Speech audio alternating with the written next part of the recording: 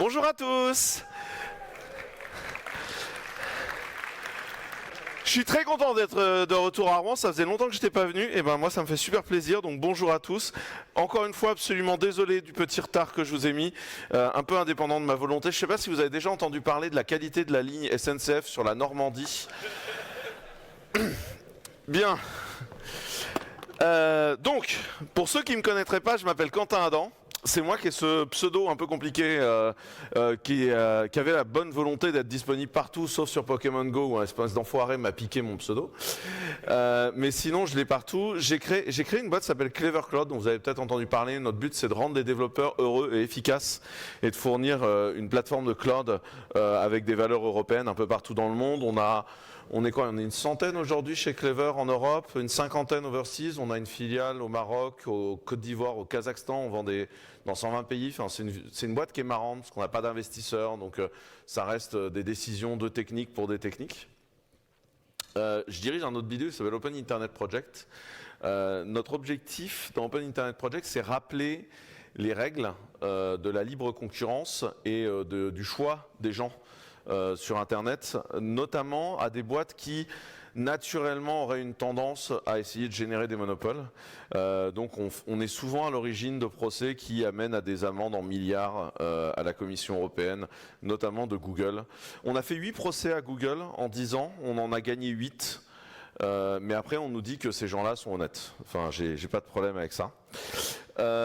Bon, j'ai monté d'autres trucs, Maker, ici lundi. Enfin, vous pourrez aller voir ma vie, mon œuvre, si ça vous intéresse. Et de toute façon, je serai disponible après pour vos questions. Alors, pourquoi est-ce qu'on est riche? En fait, en tant qu'Européens, et notamment Français, on est des gens relativement riches. Et on est riche pour une raison. On est riche parce que, en fait, on a industrialisé.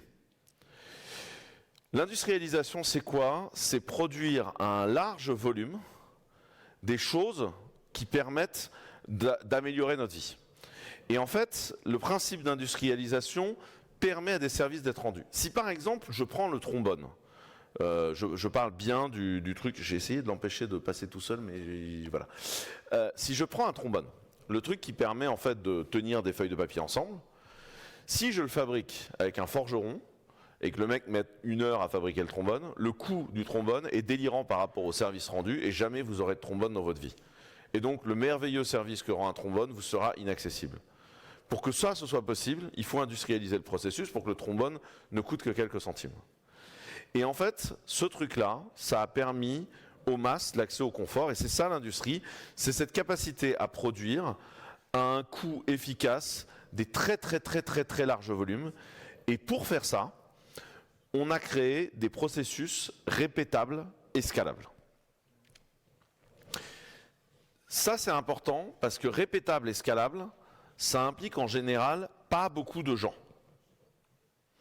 Répétable et scalable, ça implique de répéter. On a tous vu Charlie Chaplin, Le Monde moderne, et Charlie qui devient fou. L'humain, il déteste faire des choses en boucle. L'humain, il aime être créatif. Donc, retaper les mêmes trucs en boucle, ça lui casse la tête. Et c'est pour ça que c'est très important, le répétable et scalable à cet endroit-là. On a été très loin, ce qui fait qu'il y a même des produits qui, au lieu de devenir des produits, sont devenus ce qu'on appelle des commodités. Quand vous achetez un crayon Bic, en fait, vous achetez un stylo. Ça peut être produit par n'importe qui, c'est une référence pour vous, c'est une commodité. Quand vous achetez du papier cul, vous n'achetez pas du Lotus, vous achetez du papier cul. Et ça, c'est une commodité.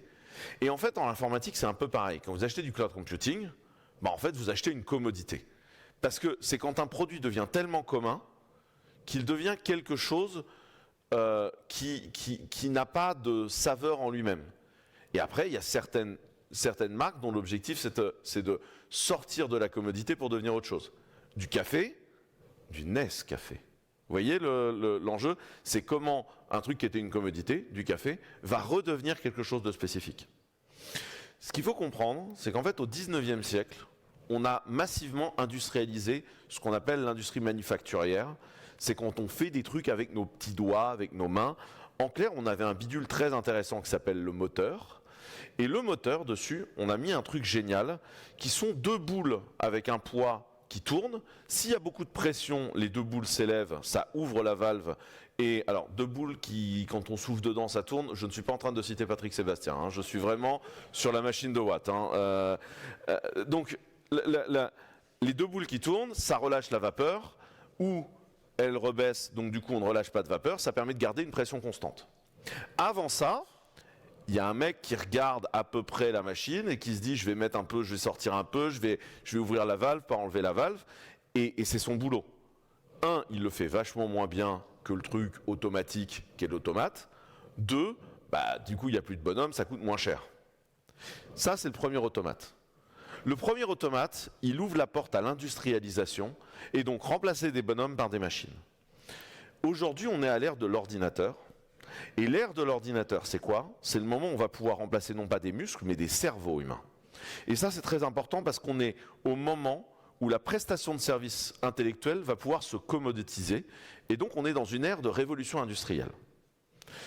Vous retenez ce point de révolution industrielle parce qu'il est très important dans la démonstration économique qui va suivre. D'accord? La première chose, c'est qu'on a commencé à industrialiser avec le logiciel. Le logiciel, c'était bien pour faire des trucs de cons. Des trucs qu'on comprenait. Aujourd'hui, on a un sujet qui est l'intelligence artificielle. L'intelligence artificielle, c'est quoi d'un point de vue philosophique? J'essaye de garder le timing. Hein. Donc si vous avez l'impression que je vais trop vite, il y en a un qui lève la main en disant que c'est incompréhensible. Hein. Vous n'hésitez pas. Ce mec-là s'appelle René Descartes. Vous en avez probablement entendu parler. Il a écrit un truc qui s'appelle le discours de la méthode. Le discours de la méthode de René Descartes, c'est la méthode scientifique qu'en fait on appelle le réductionnisme. Le réductionnisme, c'est quoi? C'est tu prends chaque problème, tu le découpes en petits morceaux, et à la fin tu fais la somme de tes petits problèmes, et ça résout ton gros problème. Un corps humain, c'est quoi? Bon, c'est un machin dans lequel il y a des poumons, un cœur, un foie, le tout entouré par une peau, envoyé rouler jeunesse. En informatique, on est les pros de ça. La programmation orientée objet, ce n'est quoi sinon dire le chat, il sait miauler, il sait s'asseoir. Enfin, c'est très découpage de petits problèmes. Ça marche pour énormément de cas, le réductionnisme, mais dès qu'on est dans des systèmes complexes, ça commence à dérailler, parce qu'en fait, on ne prend pas en compte certains niveaux de complexité. Ce mec-là est un Français, par ailleurs, Edgar Morin, vous en avez peut-être déjà entendu parler, il a une centaine d'années, il est toujours en vie, il est brillantissime ce garçon, et il a écrit un bouquin qui s'appelle Le Nouveau Discours de la méthode, qui renseigne sur, en philosophie des sciences, en méthode scientifique, le niveau de la complexité, et qui dit qu'il faut adapter sa vision de système, quand on a des systèmes complexes, pour décider ce qui rentre et ce qui sort du système, de façon à être capable de prendre en charge la complexité. Allez pas vous taper du Edgar Morin, c'est pas très lisible. Allez plutôt lire les gens qui ont fait la vulgarisation d'Edgar Morin, pour être tout à fait sincère. Autant Descartes se lit bien, autant Edgar Morin, je dois admettre que ça se lit moyen bien. Il y a des gens qui l'ont vulgarisé, c'est plus simple à lire. La complexité, ça a un intérêt, c'est que ça permet en philosophie des sciences de prendre en charge des trucs qu'on ne comprend pas. Par exemple, en biologie, ou en biologie, on a créé un truc qu'on appelle la biologie des systèmes, et qui permet de dire, peut-être qu'en fait ton foie génère un ARNM qui a un impact sur tes yeux. Peut-être qu'en fait, il y a quand même un lien entre ton cœur et ton foie. Peut-être, on ne sait pas. Et c'est à ce moment-là qu'on s'est mis à faire beaucoup de progrès en médecine. Ça a été très utilisé dans les sciences molles, mais c'est également utilisé dans les sciences dures, et notamment notre science à nous, qui est l'informatique. En fait, il y a des choses qui sont compliquées à définir. Ça, c'est une bouteille d'eau, et tout le monde voit que c'est une bouteille d'eau. Et ça, c'est mon téléphone, et tout le monde voit que c'est mon téléphone. Est-ce que vous pouvez m'expliquer pourquoi ça, c'est un téléphone, ça, c'est une bouteille d'eau? Je ne peux pas appeler avec ma bouteille, c'est vrai. Mais d'un point de vue visuel, pour faire de la reconnaissance visuelle, c'est très compliqué. Vous allez me dire, il y en a un qui est noir. Comment vous définissez que le téléphone est noir? C'est quoi noir? Ça veut dire quoi? Le machin est carré, ça veut dire quoi carré? En fait, les concepts sous-jacents à la vision, vous n'avez pas de mots dans le langage pour les retranscrire. Vous voyez ou vous ne voyez pas. Mais quand vous voyez, en fait, c'est très compliqué de faire l'expérience de l'explication de la vision à quelqu'un qui ne voit pas. Tu es capable de dire, tu sais ce qu'est un carré, à quelqu'un qui voit aussi, et dire, tu vois, un carré, c'est ça. Mais expliquer à quelqu'un qui ne voit pas ce qu'est un carré, bonne chance. Et ça, c'est très important à comprendre, c'est qu'en fait, on ne sait pas l'expliquer parce qu'on n'a pas de mots dans la langue. Pourquoi? Parce que notre capacité à apprendre la vision, donc quand vous naissez, vous ne savez pas voir. D'accord? Quand vous naissez, vous avez 2 capteurs qui sont reliés à votre cerveau et les capteurs envoient massivement de l'information à votre cerveau. Votre cerveau ne sait pas les traiter et prend au début des masses d'endorphines. C'est pour ça que les bébés, quand vous leur faites « coucou », il y a beaucoup de pixels qui changent de couleur en même temps, ça fait une décharge d'endorphines et comme ils sont complètement drogués, ces nains, ils sont très contents. Et c'est pour ça que tout le reste de votre vie, vous irez prendre de la MDMA en soirée en disant « ah, c'est génial ». Non, ne faites pas ça, c'est une très mauvaise idée. Mais la blague est de dire, en fait, le bébé au début ne sait pas voir, mais il prend des shoots d'endorphine parce qu'il apprend. Ce qui va se passer, c'est que petit à petit, il va apprendre à voir, il va apprendre à faire le traitement du signal qui lui est envoyé par ses yeux, et le cerveau va faire le traitement du signal, et petit à petit, il va voir. Et ensuite, lié au langage, et ça c'est très important, on va lui dire, bah, ça c'est un carré, ça c'est un chat, ça c'est un loup, machin.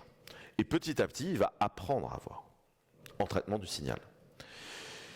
En fait, tant qu'on a essayé d'expliquer à des algorithmes comment on voyait, on plafonnait à 7,5% de taux de réponse juste sur la computer vision, ce qui est factuellement pas très utilisable. Par contre, au moment où on s'est mis à dire on va arrêter d'essayer de comprendre comment on voit, on fait des réseaux de neurones, on balance dans les réseaux de neurones, ceci est un chat, ceci est un chat, ceci est un chat, ceci est un canard, ceci est un chat. À la fin, on regarde quand le réseau de neurones s'allume sur une image et on dit ah bah tiens, ça doit être un chat. Je vous ai fait un gros raccourci sur comment on fait le réseau de neurones, mais globalement c'est ça l'idée, c'est qu'on ne sait toujours pas comment ça marche. Par contre, on sait reproduire le même fonctionnement que chez nous.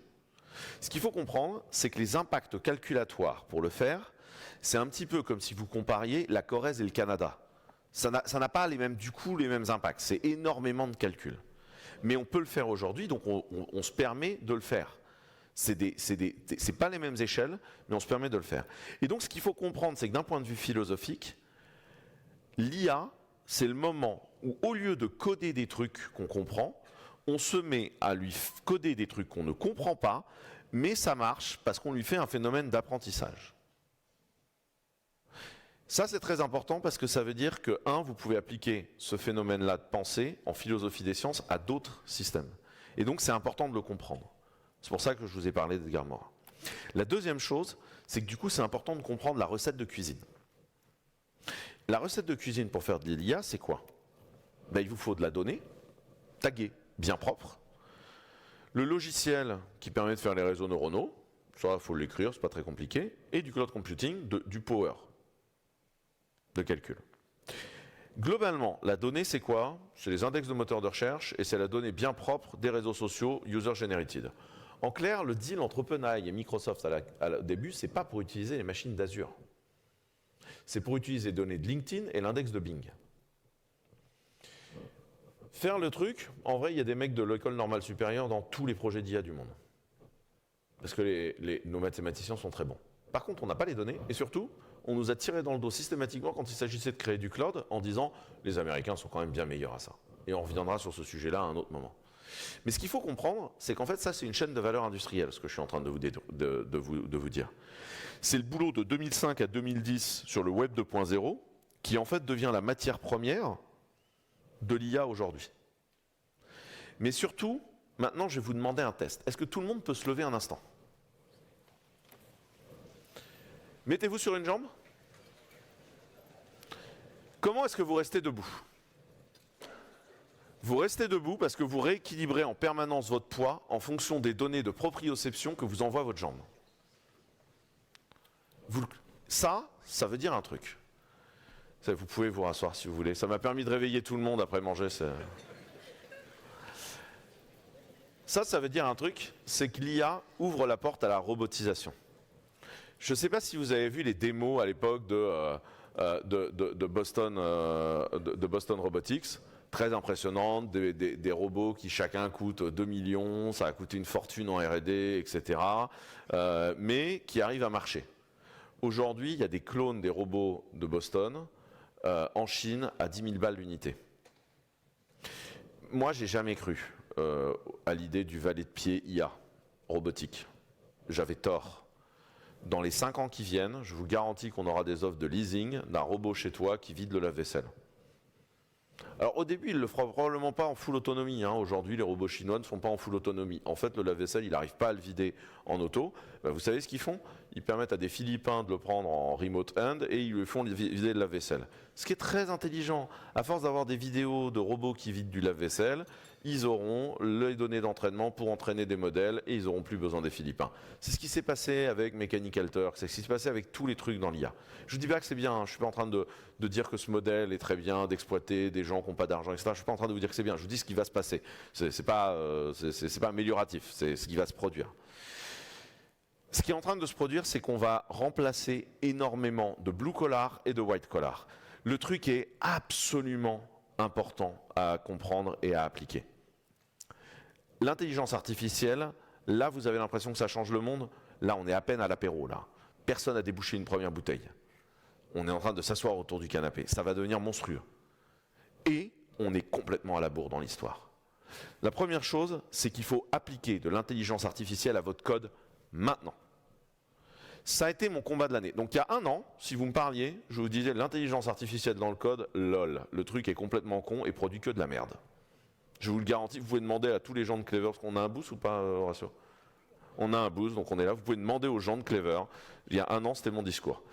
Et il y a en début d'année, j'ai commencé à vraiment jouer avec les outils d'IA en disant, il faudrait quand même que je vise à pas devenir un vieux con. Et je me suis rendu compte que putain, le truc était productif. Mais vraiment. Et incroyablement productif. Du coup, j'ai passé essentiellement l'année à casser les couilles de mes équipes pour qu'ils commencent à travailler en IA. La productivité est délirante. Et la productivité est délirante notamment sur les vieux développeurs. Les vieux développeurs qui aujourd'hui sont architectes, managers et qui n'ont plus le temps de coder, retrouvent la capacité à coder. Parce que, en fait, tu es hyper productif avec cet outil-là. Arrêtez tout ce que vous faites si vous n'êtes pas en train de le faire avec de l'IA, et je vous donne quelques exemples concrets de ce que nous, on est en train de faire en interne avant de revenir à mon discours plus économique. Les modèles, il faut comprendre ce qu'est un modèle, du contexte et du MCP. Contexte, c'est quoi? C'est le nombre de tokens que tu donnes dans le modèle pour qu'il soit capable de processer. Beaucoup de contextes sont petits, genre 120 000 tokens. Il y a des gros contextes comme Gemini qui a 1 million de tokens. Plus le contexte est gros, plus tu peux faire des trucs. C'est très important de comprendre le contexte parce que des fois, il va oublier des bouts du code s'il est mal pensé. Moi, j'ai été très loin, genre j'ai expliqué à Claude, qui est beaucoup plus intelligent que Google, j'ai expliqué à Claude, tu as un petit frère très débile qui s'appelle Gemini, mais il a une très très grosse mémoire. Donc quand tu es dépassé en contexte, tu demandes de façon très précise à Gemini de bosser comme si c'était tout prompté par toi, et tu utilises son gros contexte d'1 million pour toi bosser. Parce que il est quand même très con, mais lui, il a beaucoup de contexte. N'hésitez pas à faire ce genre d'expérience, ça marche hyper bien. Voilà. Il y a un autre sujet qui sont les MCP, qui est comment vous ramener du contexte. Je vous donne des exemples de ce qu'on peut faire. Ce que vous devez comprendre sur l'IA, c'est que c'est pas humain. C'est pas un coworker, c'est pas un junior. Des fois, pour plaisanter, je dis que c'est un junior qui serait très con, mais qui aurait lu toutes les thèses. Mais même ça, c'est pas vrai. C'est pas un humain, c'est quelque chose qui est capable de traiter énormément de données de façon très rapide, et qui le fait de façon pertinente. Je vous donne un exemple. En interne, on a un gros projet qui est le cœur de fonctionnement de Clever. C'est un projet en Scala 3 qui utilise et qui fait le billing, la gestion du network, l'orchestration des trucs, la gestion des dépendances d'IAM, enfin ça fait de tout quoi. Ils sont 30 à peu près au quotidien à bosser dessus. On va merger, je sais pas, 40 PR à la semaine, un truc comme ça. La première chose que je lui ai demandé, c'est un exercice où je lui dis, tu prends tout le code de ce truc-là, toutes les branches de code, tu compares toutes les branches de code, tu regardes tout ce qui traîne dans le Slack, tout ce qui traîne dans les mails, tout ce qui traîne dans les PR, tout ce qui traîne dans les dépendances qu'on utilise de ce machin-là, dans le GitHub des dépendances, les PR, les merge requests, et les comptes rendus des réunions de la semaine dernière. Et pour préparer la réunion de démarrage de cette semaine, tu m'expliques quels sont les morceaux de code qui ont bougé, quels sont les trucs sur lesquels les gens s'engueulent et qu'il faut qu'on tranche en réunion, pourquoi, dans quel sens, qu'est-ce qui a avancé, qu'est-ce qui est en train de ne pas compiler, est-ce qu'on est TDD, est-ce qu'on a une bonne couverture, etc. Ce travail documentaire que je viens de vous dire, si un humain le fait, c'est 5 jours de boulot. Ce qui est complètement con puisque je lui demande le travail de la semaine dernière. Donc en fait, tu es incapable de le faire. Lui, il le fait en quelques minutes.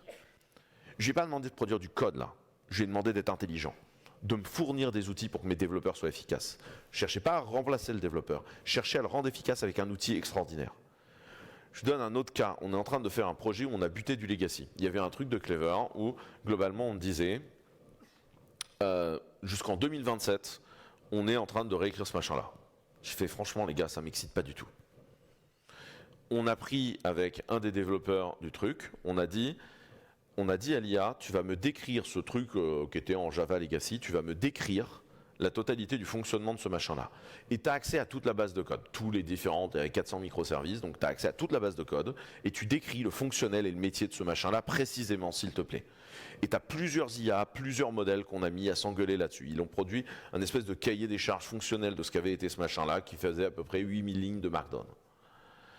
Ensuite, on lui a dit, tu as accès à tout le code, on va revoir, fais-nous tes prémices, tes data models et ton TDD, donc tes tests.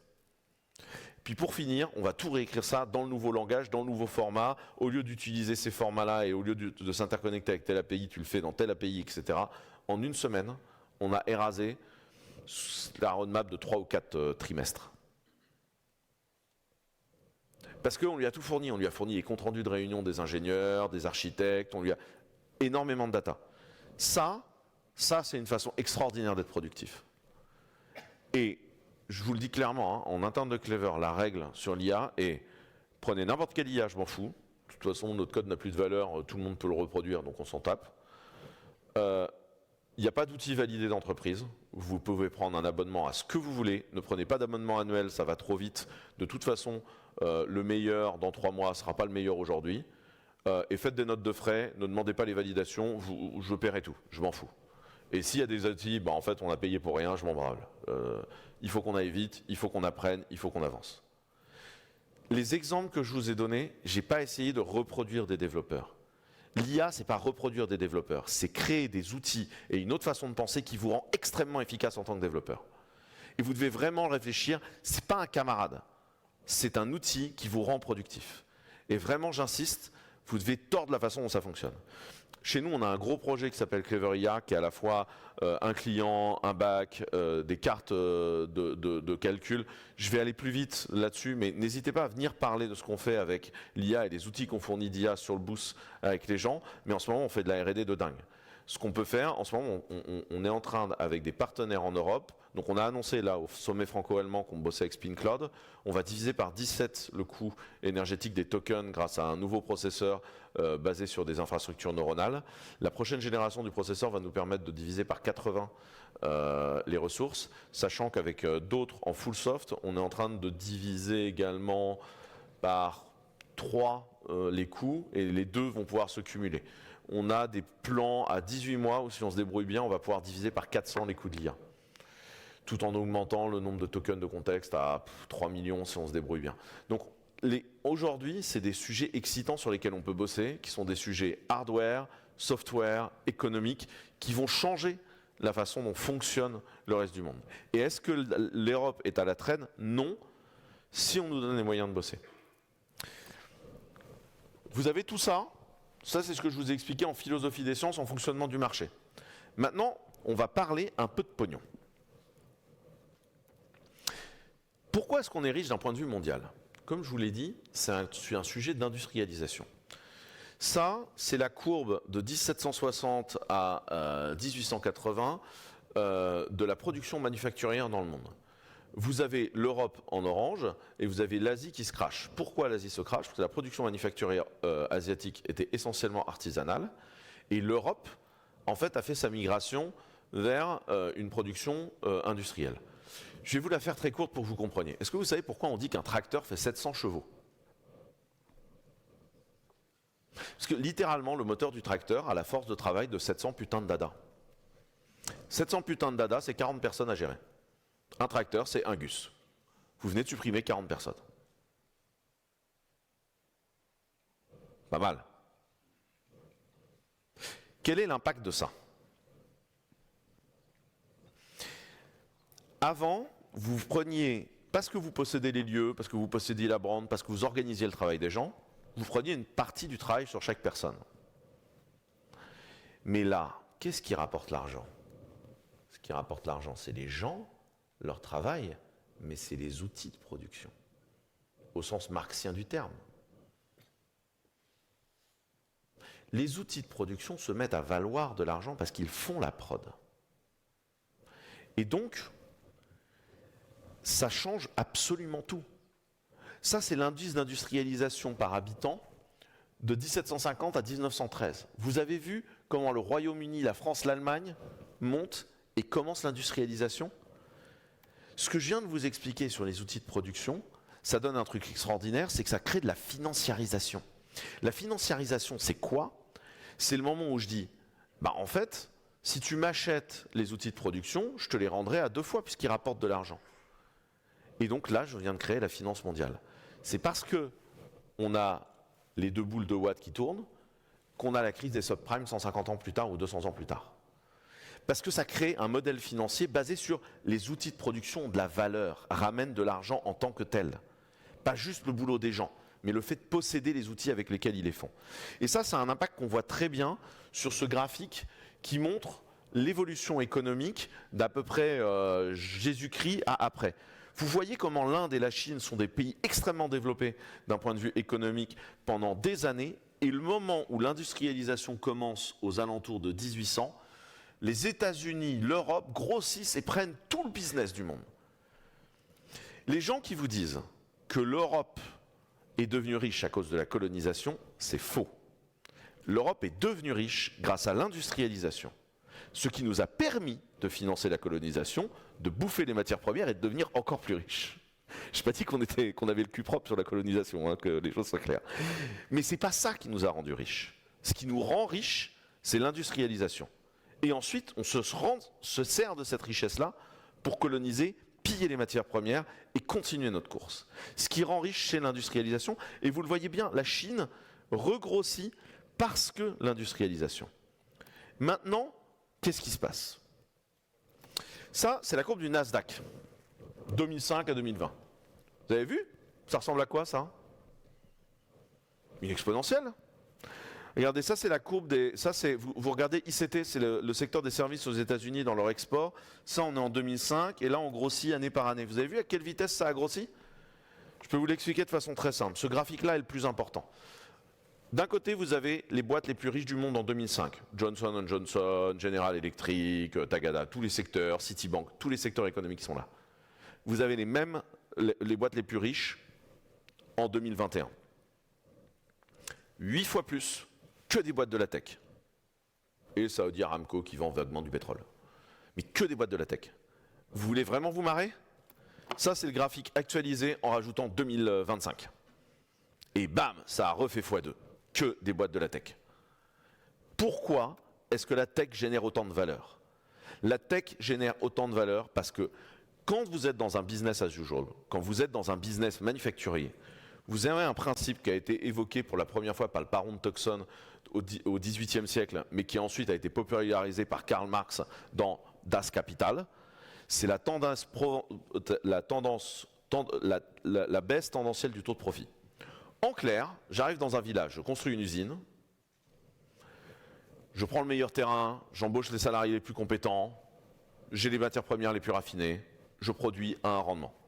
Je fais grossir mon usine parce que je continue à investir, le terrain d'à côté est en bande, il faut que je le remblaye, je suis déjà moins rentable, j'ai déjà un moins bon temps de rendement, je commence à embaucher des gens de moins en moins pertinents, mes matières premières sont de moins en moins rentables, etc. Et plus tu investis, plus ton taux de rendement est mauvais.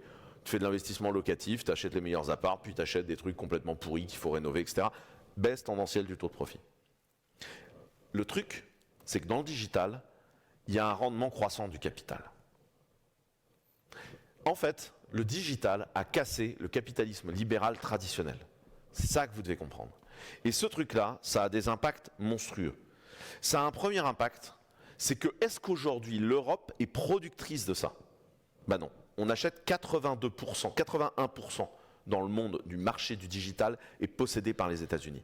La France, on est 0,4% de ce marché. On prétend être la 5e puissance du monde. Ce qu'on n'est plus depuis longtemps, si vous voulez mon humble avis. Mais le sujet, il est extraordinaire ici à comprendre. C'est qu'en fait, on est absent de cette révolution industrielle. Software is eating the world. Le mec qui a pondu cette phrase-là, c'est un mec qui s'appelle Andreessen Horowitz. Il a son fonds d'investissement, Mark Andreessen, associé à un mec qui s'appelle Horowitz, ils ont créé un fonds d'investissement qui a investi dans tout. Dropbox, Airbnb, tout ça. Tous ces machins-là, ils sont dedans. Si Andersen Horowitz investit dans ta boîte sera un succès. C'est ça la règle dans la vallée. Marc Andreessen, il a créé 2-3 autres trucs dans sa vie. Il a écrit un truc qui s'appelle Netscape. Je ne sais pas si vous avez entendu parler de ce bidule. Donc, c'est un mec très intelligent. Ce qui est en train de se passer, c'est qu'en fait, on est en train de faire l'industrialisation du marché intellectuel pour de vrai. Et ça s'accélère. Maintenant, ça, c'est notre balance commerciale. Vous avez vu à quel moment nos gains sont en dessous de nos profits? La plupart des gens pensent qu'on a décroché dans les années 70. Ben non. Le décrochage, il a lieu en 2005. Voilà, là vous avez la limite. En 2005, on drop. Ça, c'est les États-Unis comparé à nous, décrochage 2005. Ça, c'est le Nasdaq sur la période 2005-2020. Je l'ai même actualisé là, si vous voulez. Donc le Nasdaq est encore plus en croissance. Sur la même période de temps, voici le CAC 40. Je ne veux surtout pas être d'accord avec ça, c'est l'actualisation du CAC 40, mais je ne veux surtout pas être désagréable, mais notre croissance est dégueulasse. Et si vous voulez être convaincu, sur les 50 dernières années, voici les valorisations des entreprises rentrées en bourse aux États-Unis, les valorisations des entreprises rentrées en bourse en Europe. Vous avez peur? C'est le moment d'avoir peur. Parce qu'en fait, depuis 2005, notre PIB par habitant stagne, celui des États-Unis croît. Je ne vais pas le dire autrement. À la vue de ces graphiques, notre politique industrielle en matière de numérique est lamentable. Je veux dire, c'est un échec absolu. Et à chaque fois que j'entends un ministre du numérique dire « Ah, c'est génial, tout va très très bien », ben en fait, il se plante. On est en train de se cracher à la vitesse monstrueuse et pourtant on fournit des ingénieurs au monde entier parce qu'on a parmi les meilleurs ingénieurs du monde. C'est juste nul, en fait. Et pourquoi? Parce qu'on n'écoute jamais nos ingénieurs. Mais la menace, elle ne s'arrête pas à un niveau économique. Vous avez la Chine d'un côté, une démocratie illibérale. Vous avez le capitalisme de surveillance américain qui nous est proposé comme modèle, qui est en train de devenir un truc très libéral, hyper ouvert, démocratique, n'est-ce pas? Elon Musk et Donald Trump, ils ne sont pas en train de monter une dictature aux États-Unis. C'est pas ça qui est en train de se passer. C'est pas moi qui ai théorisé ça. Hein. Il y a un mec qui s'appelle Varoufakis, qui est un des meilleurs économistes du monde, qui a écrit un truc qui s'appelle tech-féodalisme. En fait, on est en train de quitter le modèle libéral capitaliste traditionnel qui ouvre à tout le monde la possibilité de s'ouvrir pour aller vers un modèle de féodalisme totalitaire, de gens qui sont dangereux. Et les seuls gens qui peuvent défendre ça, ce sont les Européens. Parce que nous, on a les lumières, parce que nous, on a la culture de défendre ça. Et si on prend, on peut le décliner à tous les objets. Si on prend le marché du cloud, c'est un marché qui est en croissance de 20 à 27%. C'est une guerre qui n'a pas eu lieu. Par contre, les Européens sont couchés en permanence. Pourquoi? Le lobbying des Américains. C'est un océan bleu, on n'a mis personne sur la guerre. Un truc, mais dramatique. Si on prend, ça c'est toute la value chain du cloud. En rouge et en orange, vous avez tous les trucs qui sont à rendement décroissant du capital. En vert, vous avez ce qui est un rendement croissant. Et après, on nous parle de créer des alliances avec des acteurs américains où on leur laisse faire le software et nous, on fait la partie qui est en rendement décroissant du capital. On leur laisse le rendement croissant du capital, on prend le rendement décroissant. Il faut être brillant, franchement. En économie, ce que je vous ai expliqué très sincèrement, c'est un niveau SES de 5e ou de 4e. Je ne comprends pas que personne ne comprenne ce que je suis en train de raconter. C'est essentiel de comprendre que le cloud, c'est la racine de base de tout le futur du business. Je vous ai mis ici les 4 piliers du cloud, je pense que je n'ai pas le temps de vous expliquer, mais le cloud, fondamentalement, ce n'est pas fournir des machines virtuelles ou fournir de l'infrastructure. Si le cloud était un enjeu d'infrastructure, Verizon et AOL dirigeraient le marché. C'est que des boîtes de soft, il doit y avoir une raison. C'est parce qu'en fait, on s'en fout dans le cloud. Ce qui est important, c'est l'Identity Access Management, la gestion du pognon, de l'affectation des ressources, le catalogue de logiciels et de services qu'on fournit, ainsi que l'unification de l'expérience. Ça, c'est important. Le reste, on s'en fout. Fournir des data centers, en fait, c'est un rendement bancaire qu'on est capable de maîtriser. C'est ce qu'on fait chez nous. C'est pour ça que Clever se fournit toujours comme étant versatile. Vous pouvez utiliser du Clever Cloud soit chez nous, soit chez les autres, soit chez vous. Moi, très sincèrement, je m'en fous. Je ne suis pas là pour posséder des machines. Je suis là pour rendre les développeurs efficaces. Et c'est ça qui est important à comprendre.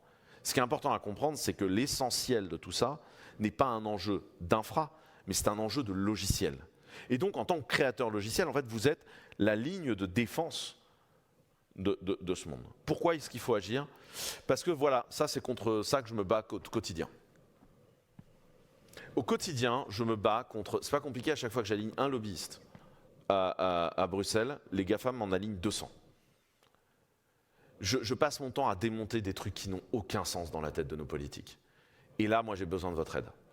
J'ai besoin que les développeurs aillent parler aux politiques. Écrivez à vos députés, écrivez à vos sénateurs, écrivez à vos maires en disant on est en train de se faire démonter dans l'IA, est-ce que vous voulez que je vous explique comment ça marche? Les politiques ne comprennent pas ce qui se passe. Ils sont tous débordés et à l'Assemblée nationale, il n'y a qu'un seul gus que ça intéresse. Et tous les autres te parlent du modèle des retraites. Il n'y aura pas de retraite à payer en fait. Si on n'est pas capable de prendre la vague de la prestation intellectuelle industrialisée, il n'y aura rien à faire. Ce qu'il faut, c'est qu'on soit capable de réagir. Et là, moi, j'ai besoin de tous les gens capables de comprendre et de se mobiliser. On est à une ère où on a un changement technologique et philosophique majeur. Une révolution économique, c'est une ère d'opportunité. Tous ceux qui sont dans la salle peuvent devenir les leaders de ce qui va se passer demain. Parce qu'en fait, vous savez quel est le seul point commun entre Eric Schmidt, Mark Zuckerberg, Steve Jobs, Elon Musk, Bill Gates? C'est que des techs. Steve Jobs, on vous dit, c'est un génie du marketing qui a construit son propre oscilloscope à 12 ans.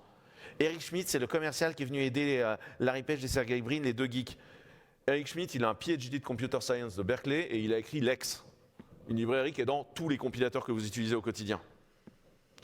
C'est faux en fait. On vous manipule avec un discours qui vous dit qu'un sales est capable de vendre. 100% des fondateurs et gestionnaires des GAFAM aujourd'hui sont des ingés. 15% des cofondateurs de la French Tech en sont. Vous voulez savoir pourquoi ça ne marche pas? Parce que la corruption endémique de notre pays fait qu'une bande de nuls dirige des boîtes qui devraient être ambitieuses. Parce que si vous voulez comprendre un enjeu technologique, il faut être un bon technique. Et donc c'est à vous de diriger les boîtes. C'est à vous de vous positionner comme étant capable d'être les intermédiaires de la révolution industrielle de la prestation intellectuelle. Et c'est hyper important. Parce que si on veut avoir des écoles et des hôpitaux, etc., tout va être là-dedans. Mais pire, est-ce qu'on veut d'un modèle à la 1984? Vous voyez des propositions comme Chat Control de la Commission européenne qui visent à dire on va regarder la communication de tout le monde, ça va être bien. Ça ressemble pas du tout. Ça ressemble pas du tout à. On va prendre 1984 et penser que c'est un manuel. C'est pas un manuel, les gars. C'est une dystopie. Ça, pour le comprendre, il faut être des techs. Il faut dire que c'est pas une bonne idée. Et ça, tout le futur du business y est lié. Les taxes, les GAFAM ne payent pas leurs taxes. Résultat des courses, on n'a pas d'argent. Vous voulez savoir pourquoi on n'a pas d'argent pour payer les retraites?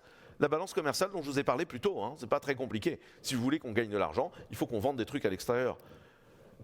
Espionner. Vous avez jamais entendu parler de l'affaire Alstom? Moi, je vous invite à aller voir les interviews de Frédéric Perucci et de comment Alstom a été volé par le département de justice américain à la France. Parce que ces gens weaponisent leurs lois pour nous battre et utilisent les données qu'ils peuvent trapper chez Microsoft et chez Google pour les weaponiser contre nos boîtes. Mais également les talents. Si on ne sait plus faire un truc, comment ça va se passer? On a tous oublié ce qui s'est passé pendant le Covid où on ne savait même plus faire un masque? Il faut réinternaliser les métiers et ça c'est très important. Ce qu'il faut surtout comprendre, c'est que ce n'est pas des vagues technologiques. Moi à chaque fois on me dit ah, on a loupé la vague du cloud computing, c'est pas grave, on va prendre celle de l'IA. Je vous l'ai expliqué plus tôt. Vous voulez faire de l'IA, il vous faut les réseaux sociaux Web 2.0, il vous faut les moteurs de recherche, il vous faut le cloud computing, il vous faut la totalité des bases de données vecteurs, il vous faut tout ça pour le faire. C'est une chaîne de valeur industrielle. C'est comme si vous me disiez, écoutez, moi je vais construire un immeuble haussmannien, bon, mes fondations sont pourries, elles s'enfoncent, c'est pas grave, je vais réussir ma toiture. Bon, ma toiture elle est pourrie, elle prend l'eau. Mais vous savez quoi? La peinture des chiottes au 2e étage, non, la peinture des chiottes au 2e étage, je crois, on fera ça après. Fais des fondations et un toit qui tienne. Et c'est ça que vous devez comprendre. Par contre, il y a une très bonne nouvelle. C'est très simple à faire. Tout progrès technologique rapproche le progrès technologique suivant d'autant. C'est un mec qui s'appelle Ray Kurzweil, qui est futurologue chez Google, qui a écrit ça, et qui te dit qu'en fait, à chaque fois que tu inventes un truc, ça devient très facile d'inventer tous les autres trucs. C'est pas le lab de Xerox qui a vendu les ordinateurs et c'est eux qui les ont inventés. Ceux qui font l'argent ne sont pas les inventeurs. Reproduire un système d'exploitation aujourd'hui, c'est simple. En coder dans les années 80, c'était impossible. Aujourd'hui, refaire est très, très, très facile.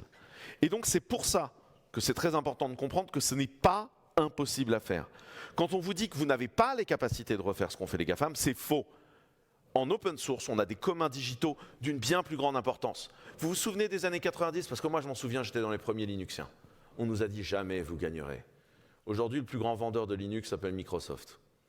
IBM vend du Microsoft. Même Apple, son logiciel est open source. Les communs digitaux gagnent à chaque fois parce que c'est un modèle économique qui est meilleur. C'est d'ailleurs pour ça que les Chinois vont gagner dans l'IA face aux Américains, parce que l'open weight de ce qu'ils sont en train de faire est monstrueusement génial. En fait, on a cette capacité-là à faire. Ce qu'on doit juste faire, c'est agir de façon bold. On doit avoir la confiance en nous, on doit s'entraider entre Européens, on doit permettre à nos génies d'émerger et on doit absolument les aider. Mais pourquoi? Parce que c'est majeur dans la façon dont l'Europe doit pouvoir conserver notre mode de vie. Il n'y a pas de philosophe de langue anglo-saxonne, c'est une langue de débile. Si vous devez retenir un truc de l'IA, c'est qu'en fait le langage forme l'intelligence. C'est ça la démonstration de l'IA. On a tous pensé qu'on pensait et qu'on traduisait avec le langage. Mais ce n'est pas vrai. Ce qui se passe, c'est que le langage forme l'intelligence. Et donc, les philosophes, vous les trouvez en italien, en allemand, en néerlandais, en français, pas en langue anglaise. Nous, on a d'autres valeurs. Relisez Tocqueville de la démocratie en Amérique, si vous avez besoin de vous en convaincre. Mais ce qu'il faut, c'est que si on veut nos valeurs d'ouverture, d'intelligence, de bienveillance, de paix entre les peuples, si on veut aller contre le récit qu'on nous présente aujourd'hui du « les Américains et les Chinois vont finir se mettre sur la gueule et il faudra qu'on choisisse notre camp », si on ne veut pas de ce modèle-là, il faut qu'on gagne la bataille industrielle de la prestation intellectuelle. Il faut qu'on gagne cette bataille-là parce que nos valeurs, en fait, c'est un business model. La GDPR, ce n'est pas un empêcheur de tourner en rond. C'est une façon de dire que nos valeurs de privacy et de vie privée sont des valeurs importantes. Parce que c'est comme ça qu'on veut faire avancer les choses. Et donc, ça, ces choses-là, c'est nos forces. Vous êtes tous les gens capables de le produire dans cette salle. Je vous remercie beaucoup de m'avoir écouté. Je suis ouvert pour toutes les questions. Merci encore.